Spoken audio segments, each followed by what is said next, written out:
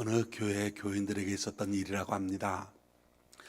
할머니 두 분이 침을 맞으러 갔는데 한 할머니가 침이 무섭다고 아프겠다고 그렇게 고통을 호소했습니다. 그러자 옆에 있는 할머니가 아프다고 엄살을 부리는 할머니를 향해서 십자가를 생각해, 십자가, 그렇게 말하더랍니다. 그러니까 같이 갔던 분들이 깔깔깔대면서 웃으시면서 하시는 말씀, 할머니 갑자기 왜 십자가예요? 라고 말했답니다. 그래서 그 할머니가 예수님은 우리를 위해서 십자가에서 대못에 찔리셨는데 그깟 조그마한 침 못 맞겠어? 하더라는 겁니다. 기독교의 대표적인 상징이 십자가이지요. 기독교는 십자가의 종교입니다. 이 십자가가 기독교 복음의 핵심이고, 그리고 십자가가 기독교 진리의 진수입니다. 그래서 사도 바울은 십자가에 달리신 예수님만 전했고 십자가에 달리신 예수님만 알기를 원했습니다. 고린도전서 2장 2절 말씀 보면 예수 그리스도와 그가 십자가에 못 박히신 것 외에는 아무것도 알지 아니하기로 작정하였습니다. 갈라디아서 6장 14절 말씀 보면 우리 주 예수 그리스도의 십자가 외에 결코 자랑할 것이 없으니라고 말씀하고 있습니다. 이 예수님의 십자가만 알고 십자가만 전해갔다는 것이지요. 예수님께서 메시아로 이 땅에 오셨습니다. 그런데 사람들이 예수님을 메시아로 받아들이지 않았습니다. 이거 사실에 대해서 예수님께서 오시기 전 이미 700년 전에 이사야 예언자가 예수님께서 메시아로 이 땅에 오실 것이나 사람들이 받아들이지 않을 것이다 라고 하는 것을 미리 700년 전에 예언을 합니다. 오늘 보면 1절 말씀을 읽어보십시오. 1절, 우리가 전하는 것을 누가 믿었느냐? 여호와의 팔이 누구에게 나타났느냐? 당시 불신앙의 시대에 대해서 예언한 말씀입니다. 복음을 전해도 메시아가 와도 예수님께서 십자가를 지셔도 그분을 믿지 않는다는 겁니다. 8, 이건 하나님의 전능, 권능을 말하는 겁니다. 하나님께서 인간사에 개입하셔서 하나님의 능력이 예수님을 통해서 나타났지만 사람들이 그 예수님을 메시아로 믿지 않는다는 겁니다. 여기 말고도 이사야서에 보면 예수님에 대한 예언의 말씀이 많이 나옵니다. 오늘 본문 말씀, 특히 십자가에 달리신 예수 그리스도 고난의 종으로 분명하게 예언하고 있습니다. 이 예언 말씀대로 예수님께서 대속물로 이 땅에 오셔서 십자가를 지었습니다. 아직도 그 당시 예수님 당시 사람뿐만 아니라 오늘 지금 이 시대 사람들 중에도 예수님을 구세주로 받아들이지 않은 사람들이 많이 있습니다. 왜 그럴까요? 당시 집권 세력들 예수님을 메시아로 받아들이지 않았습니다. 오히려 예수님을 십자가에 처형했습니다. 오늘날도 사람들이 예수님을 메시아로 모시지 못합니다. 믿지 못합니다. 왜 그럴까요? 불신앙의 원인이 어디에 있을까요? 2절 말씀해 보십시오. 그는 주 앞에서 자라나기를 연한 순 같고 마른 땅에서 나온 뿌리 같아서 고운 모양도 없고 풍채도 없은즉 우리가 보기에 흠모할 만한 아름다운 것이 없도다. 즉 예수님께서 이 땅에 비천한 상태로 오셨다는 것을 말하죠. 연한 순 같다. 이 말은 무슨 뜻입니까? 새싹같이 연약한 존재로 오셨다는 것을 말합니다. 또 예수님의 외모, 매력 없는 외모 때문이라는 것입니다. 고운 모양도 없고 풍채도 없은즉 우리가 보기에 흠모할 만한 아름다운 것이 없도다. 외적인 모습이 사람들이 우러러볼 만한 그런 풍채, 흠모할 만한 매력 없었다는 것이지요. 예수님께서 이 땅에 낮은 자로 오셨다는 것을 말해줍니다. 그래서 사람들이 믿지 못했다는 것이지요. 더군다나 3절 말씀, 예수님의 거룩한 메시아의 순환성을 말합니다. 그는 멸시를 받아 사람들에게 버림받았으며, 멸시를 받았다고 합니다. 사람들에게 버림받았다고 합니다. 십자가에 처형되었습니다. 메시아라고 하면 능력을 가지고 십자가에서 딱 내려와야 될 텐데, 근데 예수님께서는 다른 사람을 위해서 수없이 많은 기적을 행하시면서도 정작 자신을 위해서는 아무 기적을 행하지 아니하십니다. 십자가에서 능력을 딱 가지고 내려오셔서 악한 무리들에게 딱 막 징계를 내리고 벼락을 치고 혼쭐을 내놔야 될 텐데 그냥 예수님께서 그렇게 하지 아니하십니다. 침뱉음을 당하십니다. 수치를 당하십니다. 모욕을 당하십니다. 창에 찔러 놨습니다. 가시면류관으로 조롱을 당합니다. 그리고 돌아가셨습니다. 간고를 많이 겪었다 말씀하지요. 이 간고를 많이 겪었다는 말은 슬픔을 계속해서 겪었다는 뜻입니다. 질고를 알았다는 말, 모든 인생의 고통을 체휼하셨다는 뜻입니다. 마치 사람들이 그에게서 얼굴을 가리는 것 같이 멸시를 당하셨다고 말합니다. 오늘날도 그렇습니다. 예수님을 단지 인간으로 바라보면서 그냥 역사 속에서 한때 있었던 사람으로 생각하면서 구주로 모시지 않습니다. 왜 그럴까요? 영접하지 아니할 뿐만 아니라 조롱하고 멸시까지 합니다. 그 이유가 뭘까요? 조롱하고 왜 멸시까지 했고, 그 사람들이 문화인이라서 교양인이라서가 그런 것이 아니라 몰라서, 무지 때문에, 그리고 하나님을 무시하는 교만 때문에 그렇습니다. 그러면 여러분, 왜 예수님께서 이런 고난의 십자가 지셔야 했겠습니까? 성경을 보십시오. 이미 700년 전에 예언하십니다. 4절 말씀.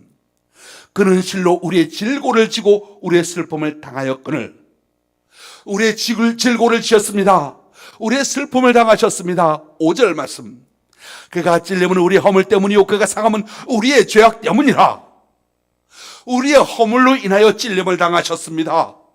예수님은 가시면류관과 못과 창으로 찔림을 당하셨습니다. 왜 그렇겠습니까? 우리의 허물 때문이라고, 나의 허물 때문이라고, 나의 교만함 때문이라고, 나의 오만 때문이라고, 나의 아집 때문이라고 말합니다.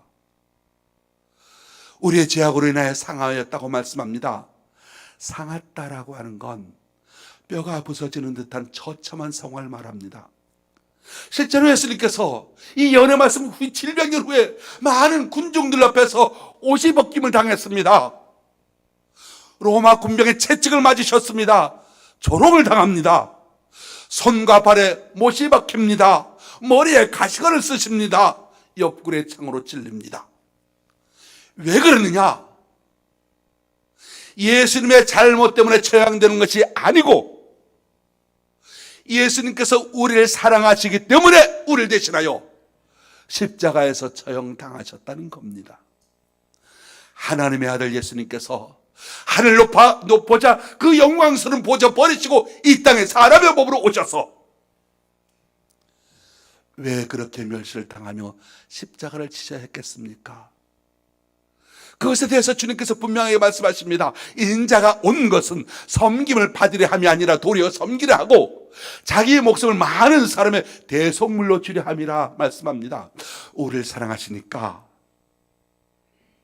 대속물로 예수님께서 오셨습니다. 그래서 요한복음 3장 16절 하나님이 세상을 이처럼 사랑하사 독생자를 주셨으니, 할렐루야, 사랑하시기 때문에 낮고 천한 이 땅에 인간의 연약한 모습으로 오셨다는 것이지요. 사랑하시기 때문에 멸시를 당하십니다. 사랑하시기 때문에 고통을 감수하셨습니다. 사랑하시기 때문에 멸시받고 천대받으셨습니다.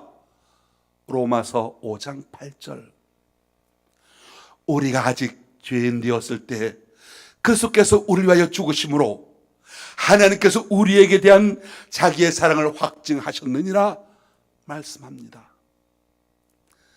이런 이야기가 있습니다. 1943년 1월 20일 2차 세계대전이 한창 이던 때였습니다. 뉴욕항을 떠난 연합군 병력 수송선 도체스터호가 904명의 병사를 태우고 어둠을 가르고 북으로 향하고 있었습니다. 향해 12일 만에 그해 2월 3일 55분 독일 잠수함 유보트에 의해서 어뢰를 맞게 됩니다. 물에 점점 잠기기 시작합니다. 아수라장이 됩니다. 비상훈련을 기억해내는 병사들은 없습니다. 모두가 울부짖습니다. 바로 그런 와중에 4명의 군목이 거기에 있었는데 매우 침착하게 구명조끼를 나눠주면서 병사들을 구명정 타는 곳으로 안내합니다. 더 이상 나누어줄 구명조끼가 없었습니다. 그때 군목 폴링이 한 병사에게 물었습니다. 자네 예수님 믿는가? 아니요. 그저 군목은 자기가 입고 있던 구명조끼를 벗어주면서 말합니다. 나는 예수님을 믿으니 지금 죽어도 천국 간다. 너는 이 구명조끼를 입고 꼭 반드시 살아서 예수 믿고 천국에서 만나자. 4명의 군목이 모두가 다 자신이 입은 구명조끼를 벗어서 병사들에게 벗어줍니다. 도체스터호에 물이 점점 차오릅니다. 자신의 구명조끼마저 병사들에게 준 4명의 군목은 서로 팔을 끼고 기울어진 가판에 서서 4주를 가까이 하게 하면 찬송가를 부르며 기도했다고 합니다. 생존한 병사들이 목격한 그 광경 이렇게 진술합니다. 내가 마지막 본 장면은 군목들이 기도하는 모습입니다. 그들은 최선을 다했고 우리는 그들을 다시 보지 못했습니다. 자신들이 입고 있던 구명조끼와 장갑을 병사들에게 벗어주었습니다. 병사 904명 중 605명이 전설을 합니다. 전쟁이 끝난 후 살아남은 수병들이 군목들의 희생을 기억합니다. 헨리 트루먼 대통령이 4명의 군목 폭스쿠스 폴링 워싱턴을 기리는 예배당을 짓게 합니다. 필라델피아시에서는 희생적인 4명의 군목을 기념하기 위하여 기념관을 짓고 사하인의 불멸의 군목들이라고 하는 기념 우표를 발행합니다. 1992년 이 이야기를 소재로 영원한 빛이라고 하는 뮤지컬을 공연해서 세계적으로 큰 감동을 불러일으킨 바가 있습니다.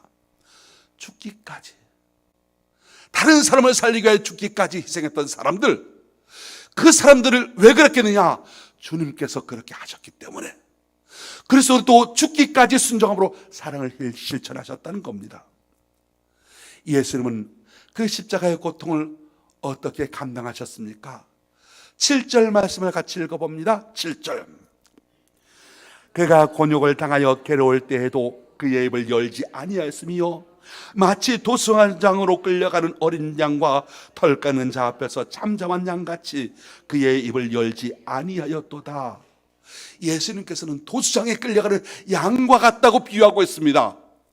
십자가에 달리기 이하여 고문받고 끌려가시는 예수님의 모습을 못 봅니다. 예수님께서는 이 처참한 고문 앞에서 어떻게 하셨습니까? 곤욕과 괴로움 속에서도 반항하지 않았습니다. 잠잠한 양같이 입을 열지 아니하셨습니다. 곤욕과 신문을 당했는데도 강포를 행하지 않았습니다. 폭력 앞에 힘을 쓰지 않았다는 것입니다. 폭력에 폭력으로 대항하지 아니하셨다는 겁니다. 거짓을 말하지 아니하셨습니다. 마치 흉악한 죄인인 것처럼 흉악범들과 함께 십자가에 달려 돌아가셨습니다. 그리고 부자 아리마대 요셉의 묘에 장사되었습니다. 9절 말씀 보면 그가 죽은 후에 부자와 함께 있었도다. 바로 700년 전에 예언하기를 메시아가 이 땅에 오셔서 고난을 받고 부자와 함께 매장될 것이다. 부자 아리마대 사람의 묘에 매장될 것을 미리 예언하신 것을 보게 됩니다. 8절 하반절 말씀 보십시오. 마땅히 형벌받을 내 백성의 허물 때문이라 말씀합니다. 죄로 말미암아 죽을 수밖에 없는 우리를 대신해서 속죄 제물로 십자가에서 처형되셨습니다. 십자가에서 하나님의 공의를 이루신 겁니다. 로마서는 이렇게 말합니다. 한 사람이 순종하지 아니함으로 많은 사람이 죄 있는 것 같이 한 사람이 순종하심으로 많은 사람이 의인이 되리라 말씀합니다. 하나님의 진노의 잔을 예수님께서 십자가에서 마시신 겁니다. 그래서 인간과 하나님 사이를 화해시킨 겁니다. 끝까지 말없이 순종함으로 불순종한 아담을 대신하여 인류 구원 사역을 완성하셨습니다. 예수님의 십자가는 하나님의 사랑과 공의가 이루어진 최철정의 사건입니다.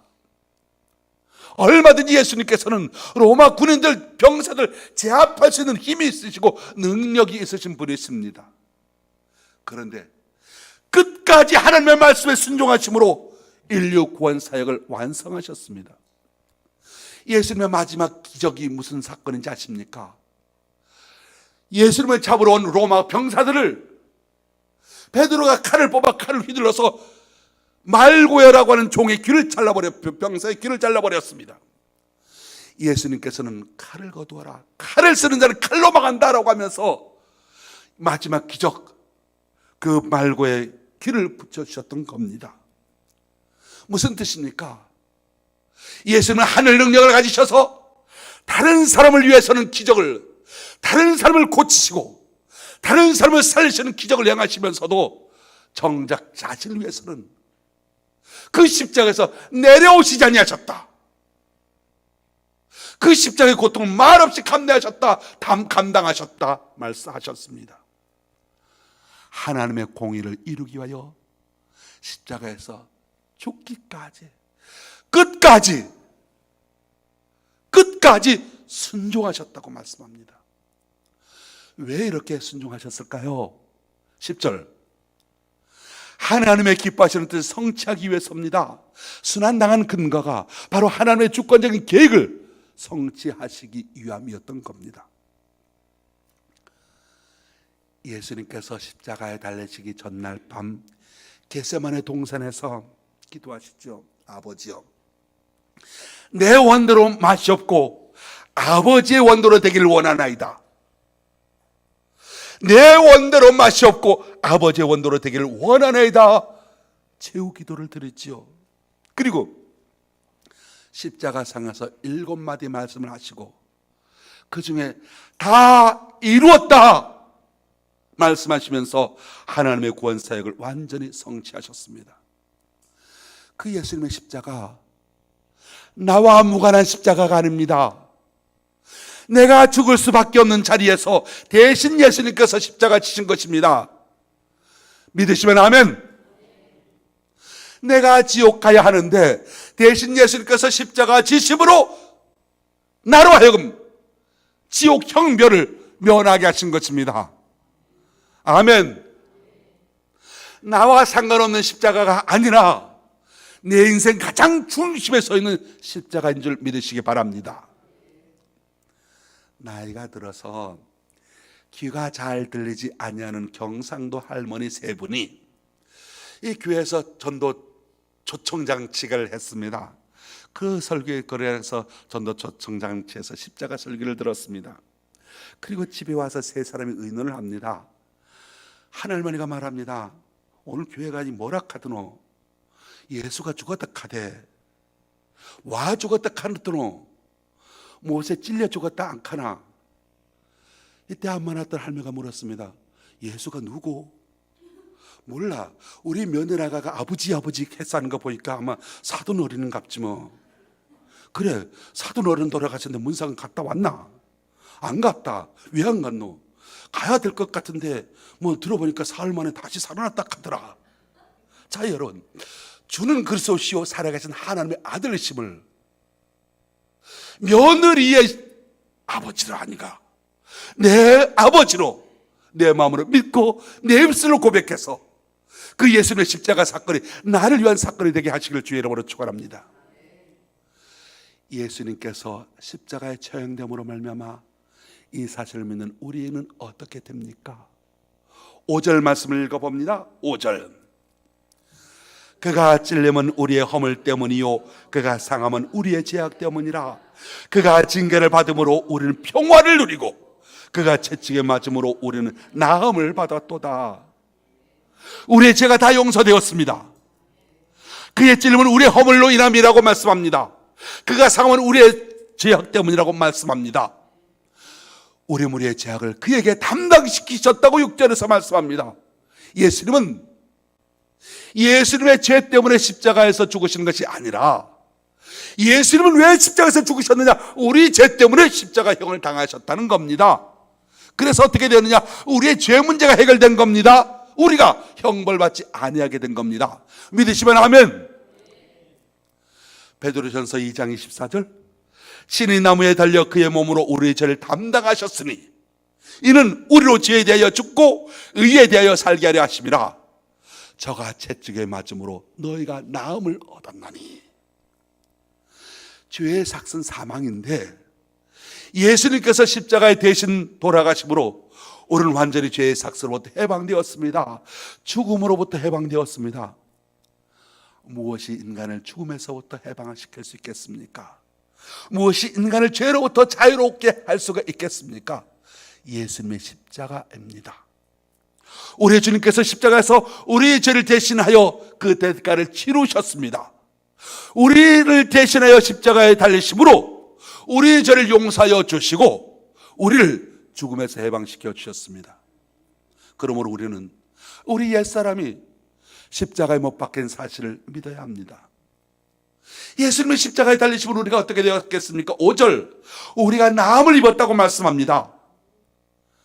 우리는 예수님이 질병을 지셨다 말하면 조금 이상하게 들릴 겁니다. 왜냐하면 성경 그 어디에도 예수님께서 질병에 걸렸다는 말씀이 한 군데도 없습니다.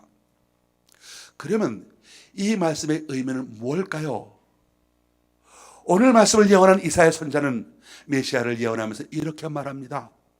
이사야서 29장 18절로 19절 말씀 보면 그날에 기머거리가 책의 말을 들을 것이며 어둡고 캄캄한 데서 소경이 눈을 볼 것이며 겸손한 자가 여호와를 인하여 기쁨이 더하겠고 사람 중 빈핍한 자가 이스라엘의 거룩하신 자를 인하여 즐거워하리니. 이 예언의 말씀, 메시아가 오면 메시아의 능력으로 질병이 치유될 것을 말씀하시는 내용입니다.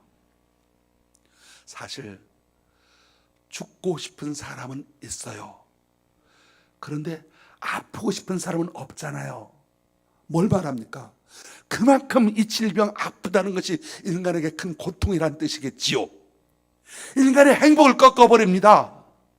그 슬픔과 고통을 주는 질병, 메시아가 오셔서 해결해 주실 것이다 라고 하는 예언의 말씀입니다.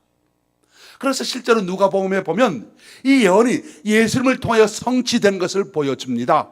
누가복음 7장 22절, 대답하여 가라사대 너희가 가서 보고 들은 것을 요한에게 고하되 소경이 보며 안전뱅이가 거리며 문둥이가 깨끗함을 받으며 귀머거리가 들으며 죽은 자가 살아나며 가난한 자에게 복음이 전파된다 하라. 그렇습니다. 예수님께서는 우리 인간의 행복의 검은 그림자를 뒤로오는 갖가지 질병을 치료하여 주십니다. 38년 된 혈류증 환자가 나음을 받았습니다. 안전뱅이가 일어났습니다. 소경이 눈을 떴습니다. 귀머거리의 귀가 열렸습니다. 오늘날 병명으로 말한다면 열병, 말라리아, 문둥병, 선천성 소경, 파킨스병, 신장병, 관절염, 간질염, 귀머거리, 신체장애, 정신병 등 각종 질병에 걸린 사람들이 치유를 받았다는 겁니다. 그뿐 아니라 두려움과 불안과 긴장과 흥분과 불면증과 우울증과 같은 각종 신경성 질환도 고침을 받았습니다. 기능장애가 정상적으로 회복되었습니다. 기관장애가 고침을 받았습니다. 바로 십자가를 통해서 질병을 치유해서 능력을 또한 우리에게 주십니다. 슬픔이 변하여 기쁨이 되는 길을 열어주셨습니다. 질병이 변하여 건강이 얻게 하는 길을 펼쳐놓으셨습니다. 우리가 때로 육체적인 질병과 고통으로 근심하고 고통하지만 예수님 의지하면 참된 기쁨을 누릴 수 있는 길이 열려지게 된 겁니다. 요한복음 16장 24절, 우리 주님께서 말씀하십니다. 지금까지는 너희가 내 이름으로 아무것도 구하지 아니하였으나 지금까지는 너희가 내 이름으로 아무것도 구하지 아니하였으나 구하라. 그리하면 받으리니 너희 기쁨이 충만하리라. 요한복음 14장 14절, 내 이름으로 무엇인지 내게 구하면 내가 시행하리라. 주님께서 말씀하십니다. 육체적인 질병 때문에 고통하고 있으신 분이 있으십니까? 육체적인 고통 때문에 근심 걱정하는 분이 있으십니까? 마음의 고통으로 근심하며 사시는 분이 있으십니까? 내 질병의 문제, 내 근심의 문제를 해결하기 위하여 주님께서 십자가 지셨다는 사실을 믿으시기 바랍니다. 그리고 그 질병과 그 근심을 주님께로 가지고 오시기 바랍니다. 주님께서는 오늘도 십자가에 피 묻은 손으로 안수하여 주셔서 우리의 질병을 낫게 하여 주시고 우리의 근심이 변하여 기쁨이 되게 하여 주실 것입니다. 우리의 질병과 우리의 근심을 지시고 십자가 지신 예수님을 바라보십시오.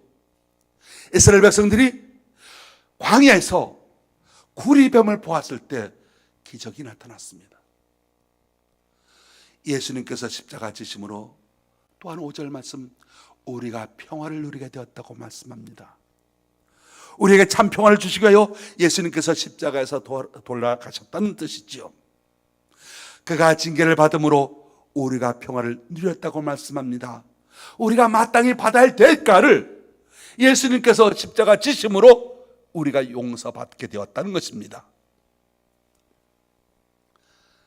사람이 범죄하면 인간관계에서 나타나는 것이 무엇입니까? 평화가 깨지는 것이죠. 사람 사이에 담이 생기고 원수같이 되어져 가는 겁니다. 그런데 예수님께서 화목제물로 바쳐짐으로 말미암아 우리와 하나님이 평화를 누리게 되었습니다.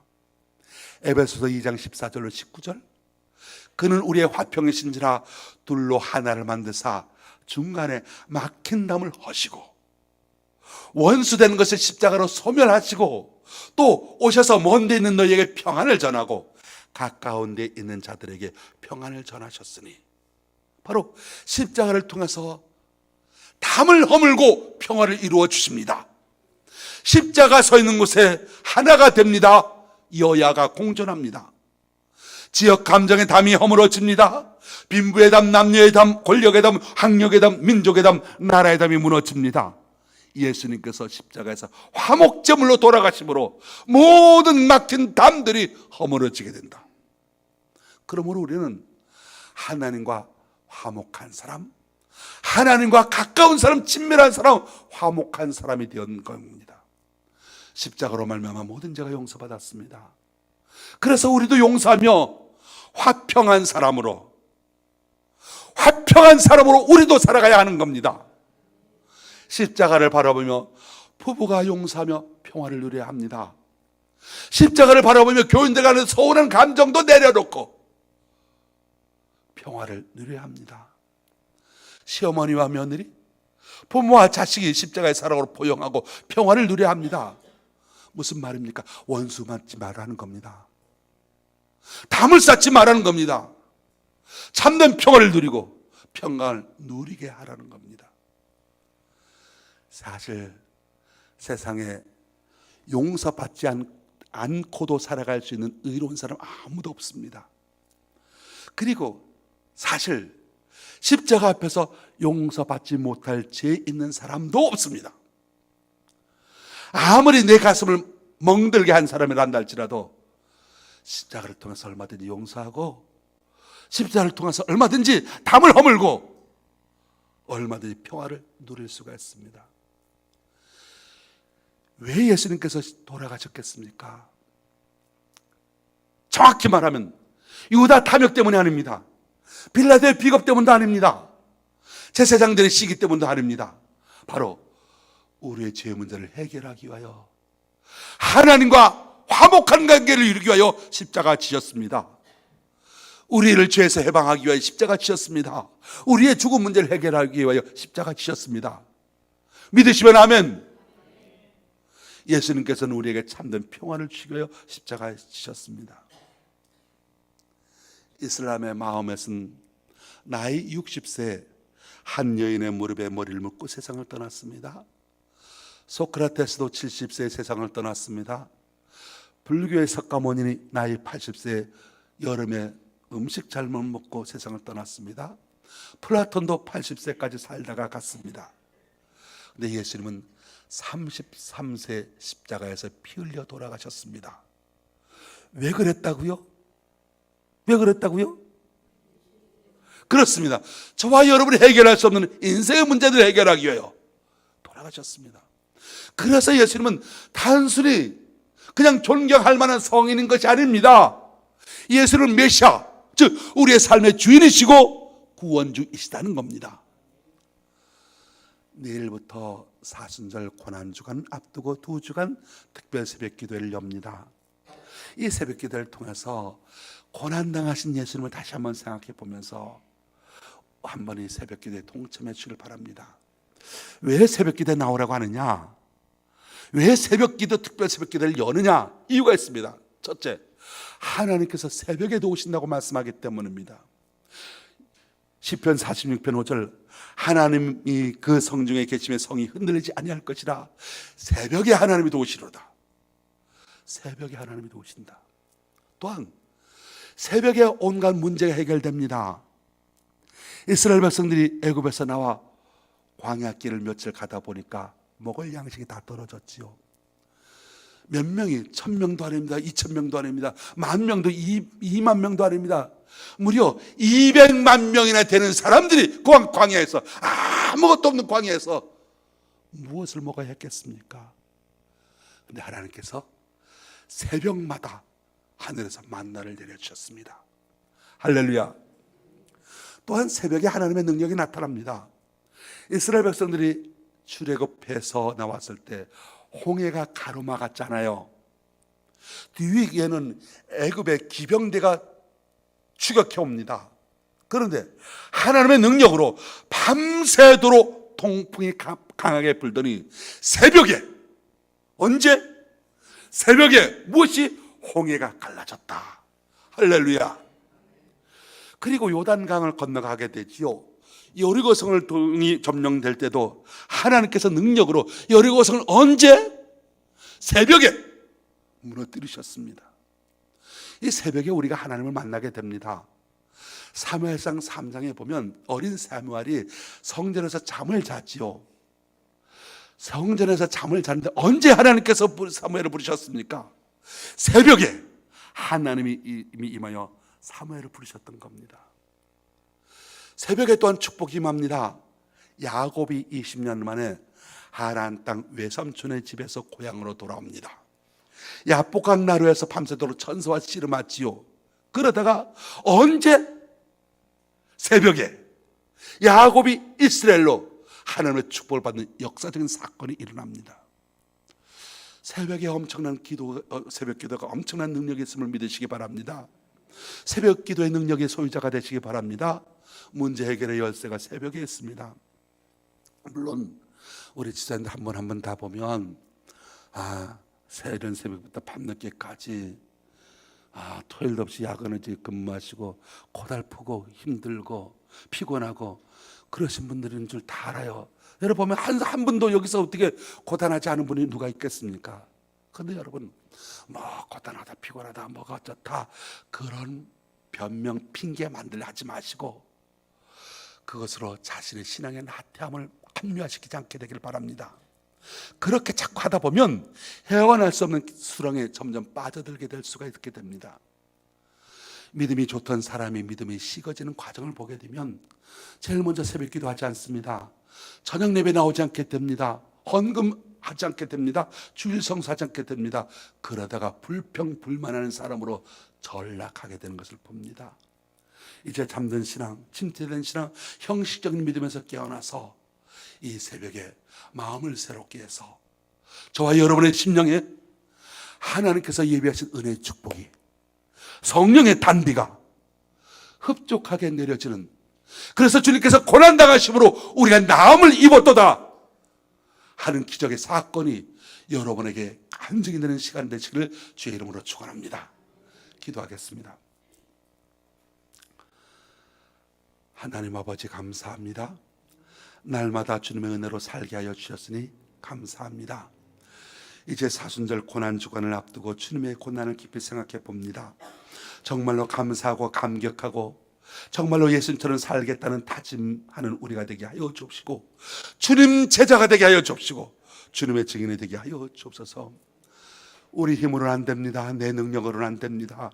여호와의 신으로 된다고 하셨사오니 우리 모두 구원의 확신을 얻고 우리 모두가 다 성령 충만하게 하여 주옵소서. 말씀을 실천하며 살 수 있도록 우리를 붙들어 주시고 도와주옵소서. 예수님의 이름으로 기도합니다. 아멘. 260장 찬송하겠습니다.